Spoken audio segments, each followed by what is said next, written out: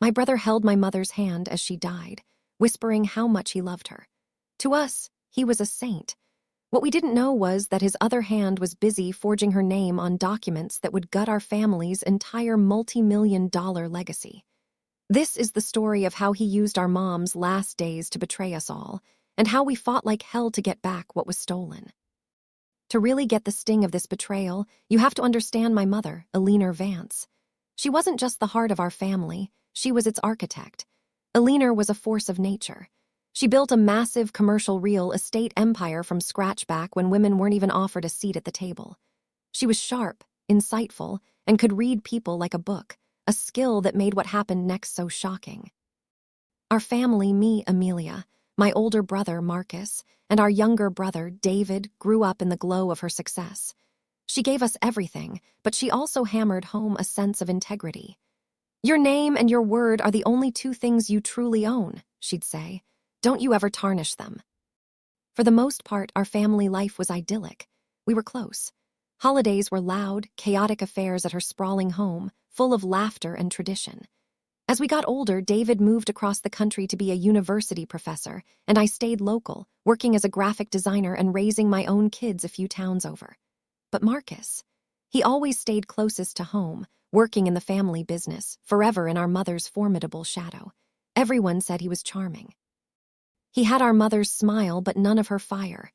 Looking back, there was always a quiet resentment in him, a feeling that he was owed more, that he was the rightful heir. He just hid it well, cloaking it in over-the-top displays of duty. We mistook it for ambition. We were dead wrong. When Mom was diagnosed with a degenerative neurological disease, our whole world tilted. The powerhouse who commanded boardrooms started to fade. Her mind, once a steel trap, became a maze of confusion. We'd get these flashes of the old her, followed by days of frustrating fog. It was a long, painful goodbye that stretched over years. And through it all, Marcus stepped up as the devoted caregiver. He moved back into Mom's house, managing her doctors, her meds, her finances. He hired and fired nurses, always telling us they weren't good enough. He'd call me and David with updates, his voice thick with a carefully crafted exhaustion. "She had a rough night," he'd sigh, "but I was with her, don't you two worry. I've got this." We were drowning in our own mix of grief and gratitude, grateful that Marcus was there, shouldering a burden we felt guilty for not carrying ourselves. We saw him as a martyr. When I'd visit, the house was perfect. Mom would be in her favorite armchair, clean and comfortable. Marcus would be fluffing her pillows or trying to make her smile. He played the part of the saint so perfectly we never thought to look behind the curtain. He'd stage these little scenes of normalcy.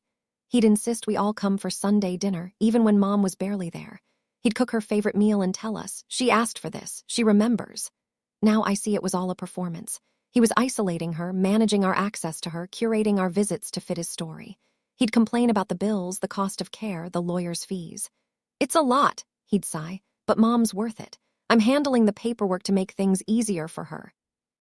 And for us down the road. We believed him. We wanted to. It was easier than facing the horror of our mother's decline, easier than questioning the brother we'd known our whole lives. He was using our grief, our guilt, and our trust against us. He wasn't just caring for our dying mother. He was using her slow fade as the perfect cover for the biggest deception of our lives. We thought he was holding her hand. He was actually erasing us from the legacy she spent a lifetime building. The day my mother died was the quietest I've ever known. The house, once so full of her energy, just fell silent. Marcus was the one who called. His voice was a broken whisper. "She's gone, Amelia. It was peaceful." He told me how he was holding her hand, how her last breath was just a sigh, the perfect picture of a grieving son. The funeral was a blur. So many people came, sharing stories of my mother's grit and generosity.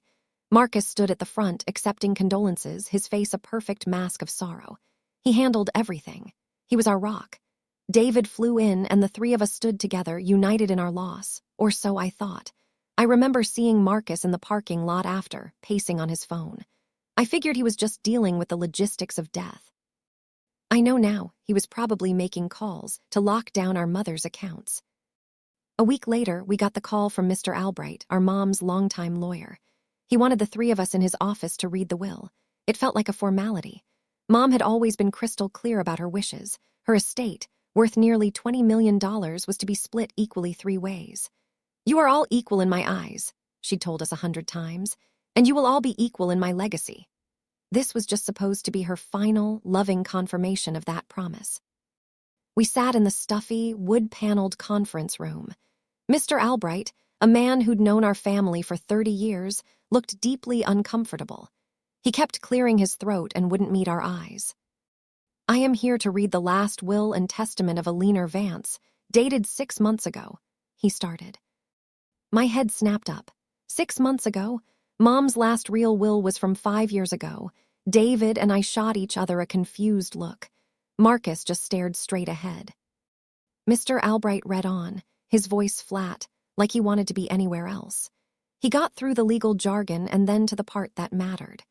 "To my beloved children, Amelia and David, I leave my deepest love and affection and the hope that they continue to live prosperous lives." A horrible, sinking pause filled the room. That was it. Love and affection. No property, no shares, no part of the empire she built. Nothing. Then Mr. Albright took a breath. "All the rest, residue and remainder of my estate, I give, devise, and bequeath to my devoted son, Marcus Vance, who has been my sole comfort and caregiver in my final years. I name him as the sole executor." The silence was deafening. I couldn't breathe. I looked at David, his face white, his jaw clenched. I looked at the lawyer, who was suddenly fascinated by the papers in front of him. And then I looked at my brother. A single tear was rolling down Marcus's cheek. He reached across the table, putting his hand on mine. I had no idea," he whispered, his voice choked. "I'm as shocked as you are. Mom must have done this with another lawyer. I don't know what she was thinking, but don't worry." He squeezed my hand. "This is just paper. We're family. I'll take care of you, I promise." It was a brilliant performance. The shock, the grief, the generous promise. But something felt so deeply wrong. My mother would never do this. Not in a million years. The woman who taught us about integrity wouldn't just erase 2 of her kids with a cruel, final act. The words love and affection felt like a slap in the face. I pulled my hand away. The betrayal was a cold blade twisting in my gut. It wasn't just the money. It was about being erased. It was about my mother's last words to the world being a lie. As we left, I watched my brother walk to his car with a sad, apologetic smile on his face. And for the first time, I didn't see a grieving son. I saw a stranger. And I knew, with a certainty that chilled me to the bone, he was lying. In the days after, I couldn't shake the confusion and hurt. My grief for my mom was now twisted up with this ugly new feeling. I kept replaying her last few years. Did we do something wrong? Did she resent us for not being there 24/7 like Marcus? It was a painful spiral of self-doubt. I tried calling Marcus. I just wanted to understand. His voice was pure sympathy. "Amelia, I'm still processing it myself. Mom wasn't herself at the end. Her mind, it came and went. She must have done this when she was confused." But when I pushed for details, who was the lawyer, who witnessed it, he got squirrely. "It's all very painful to revisit," he'd say. "Let's let the process unfold. Remember what I promised. I'll make sure you're both taken care of. You just have to trust me." Trust him? The words rang hollow. I had trusted him with our mother's life. Now that trust was shot. The story didn't add up. Our mother, even on her bad days, had moments of pure clarity. Disinheriting your kids is a loud, deliberate act, and my mother was never cruel. A week passed, then too. David was furious. "He's lying, Amelia. This stinks to high heaven. Mom would never do this." He played her. His anger was a spotlight on my own muddled confusion. He wanted to go to war, I just wanted proof. That need for answers became a physical ache. I decided to go to my mother's house. There were photo albums and little keepsakes I wanted. It was Marcus's house now, a thought I still couldn't wrap my head around. I called him, my voice shaking a little, and asked if I could stop by. He was hesitant. "The house is a mess, Amelia. I haven't had the heart to go through anything. Can you give it a few weeks?" That reluctance was the first real alarm bell. Why wouldn't he want me there? "I just want some photos, Marcus. I'll be in and out." He finally and grudgingly agreed. Walking into my childhood home felt wrong. It looked the same, but it felt cold. Marcus was there, hovering. He followed me from room to room, his presence heavy and suffocating. What are you looking for? Maybe I can help. His helpfulness felt like surveillance. I went into my mother's study, her sanctuary. It was where she kept all her important papers, perfectly filed. I just wanted to sit at her desk. As I pulled out the chair, my foot hit a small, overflowing wastebasket. Marcus instantly moved to grab it. "Let me get that, it's just trash." "No, it's fine," I said, my heart starting to pound. His eagerness set off an alarm. I reached down and pulled out a crumpled receipt. A receipt from a document shredding service for a bulk shredding, dated 3 days before my mother died. My blood ran cold. "Why did you shred a ton of documents right before Mom died?" I asked, my voice barely a whisper. Marcus snatched it out of my hand. "End-of-year cleanup for the business," he said, his voice a little too sharp. "Old invoices, it was nothing." But his eyes gave him away. For a split second, I saw pure panic. It was there and gone, replaced by that calm mask. He was a phenomenal liar. I left with a single photo album clutched to my chest, my mind racing. The shredding, his evasiveness, the sudden new will. It was all forming a dark, terrifying picture. Sitting in my car, I stared at the house. This wasn't some confused old woman. This was a plan. My brother hadn't just cared for our mother, he had isolated her, managed what she saw and heard, and in her final days, it looked like he had systematically erased her real wishes. The loving brother was a ghost. In his place stood a thief. This fight wasn't about money anymore. It was about the truth, and I was going to find it. We were standing on the edge of a devastating truth, and every instinct told me my brother was at the center of it. The betrayal was overwhelming, but it was matched by a new, cold resolve. If you believe in fighting for family and justice, make sure you subscribe and hit that bell icon, because you won't believe what we uncovered next. The story was far from over. That shredding receipt was the crack in the dam. I called David and told him everything. "That's it," he said, his voice like ice. "He's not just a liar, he's a criminal. We're done asking for explanations. We're going to court." Suing your own brother feels wrong, like a violation of some sacred family rule. It meant putting our private pain on public display. It meant admitting our family was already gone, destroyed the second Marcus put a price on his love. But David was right. We had to fight for our mother's memory. We hired a probate litigator named Sarah Chen, a lawyer with a reputation for being a shark. We sat in her modern, sterile office and laid out the whole ugly story. I expected her to be skeptical, but she listened intently. "Contesting a will is an uphill battle," she told us. "The burden of proof is on you. But these circumstances, the sudden new will, the sole caregiver being the only beneficiary, the secrecy, the shredding, these are all huge red flags." She said our first move was to formally contest the will in probate court.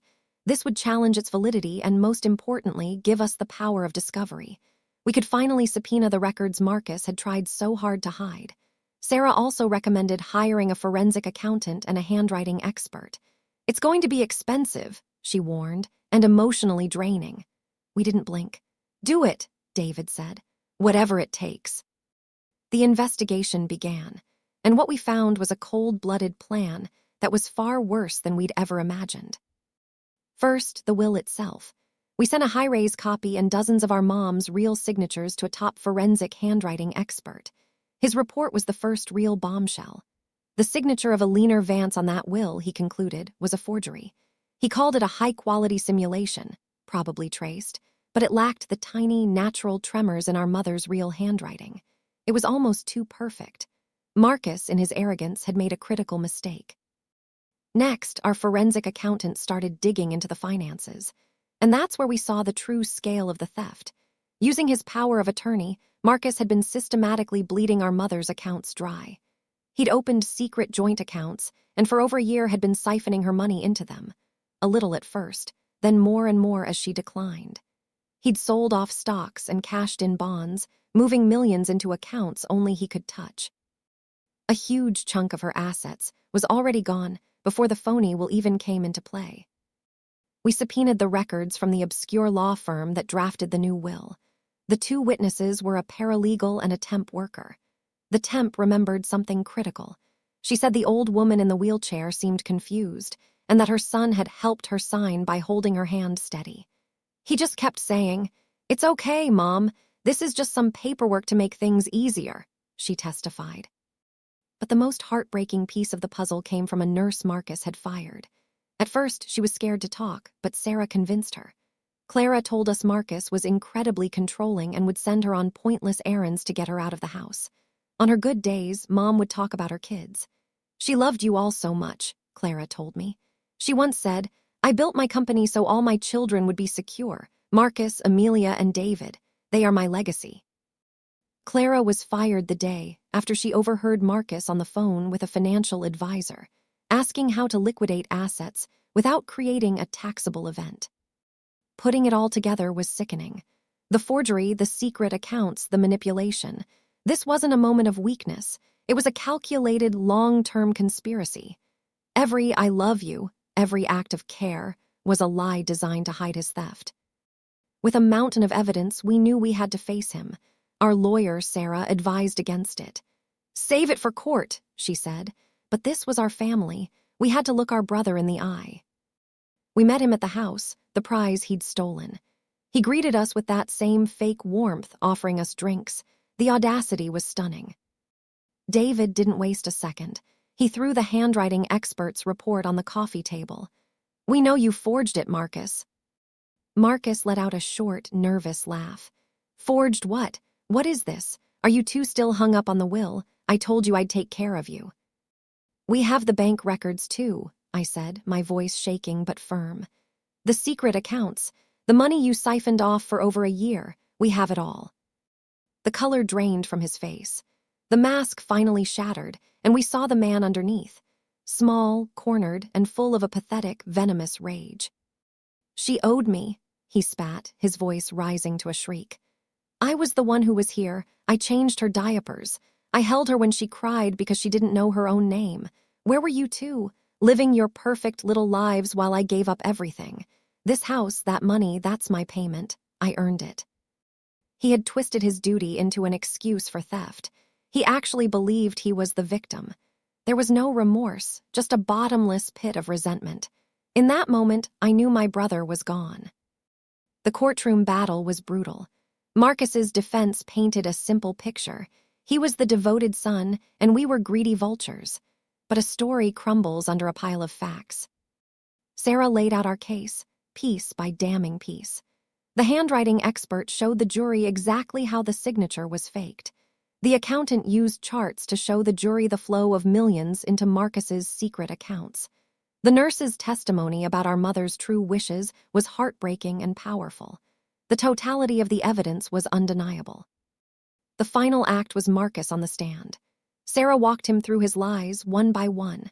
The bank statements he couldn't explain, the shredding service, the phone records, he completely unraveled. The charm evaporated, replaced by the panicked, hateful man we'd seen in the living room. He contradicted himself, stumbled over his words, and shot daggers at me and David. The jury saw it all. They saw the lie. The judge's verdict was swift. He found the evidence of undue influence and fraud to be overwhelming and threw out the forged will. Our mother's original will, the one splitting everything 3 ways, was to be honored. It was a total victory. The judge didn't stop there. He referred the entire case to the district attorney's office for criminal investigation, stating the evidence of forgery and exploitation was deeply troubling. As the verdict was read, I felt a wave of relief so strong it almost buckled my knees. But looking at my brother's pale, defeated face, there was no joy, just a profound, hollow sadness. We got our inheritance back, but we'd lost our family forever. Winning in court should have felt like an ending, but it was just the start of a different kind of pain. Legally, justice was served. Our mother's true wishes were honored, and the estate was divided equally, just like she'd always wanted. But the victory felt empty. The family we knew was a casualty of the war. Dee had to air our deepest wounds in public, turning our grief into a spectacle.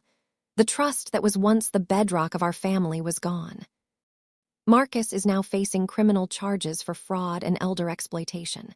We haven't spoken since the verdict. There are no angry calls, no apologies, just silence. How do you come back from a betrayal like that? A betrayal that used your own mother's dying moments as a cover for a heist? The truth is, you don't. We didn't just lose our brother to greed. We had to accept that the brother we thought we knew never really existed. We have our inheritance, but we're no longer 3 siblings. We're 2. This was our story, and it was a painful one. The fight for what was right came at a great personal cost, fracturing relationships beyond repair. Have you ever experienced a family betrayal, big or small? Share your story in the comments below. Sometimes, just knowing you're not alone can make all the difference and help others see the warning signs we missed. This whole nightmare taught us a harsh lesson about greed. It can wear the mask of love, of duty, of sacrifice, all while planning to steal everything you hold dear.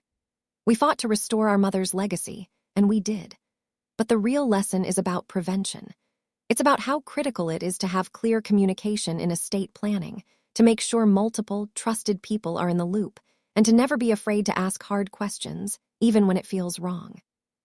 Our family's trust was shattered, but by telling our story, we hope we can give other families the vigilance to protect their own.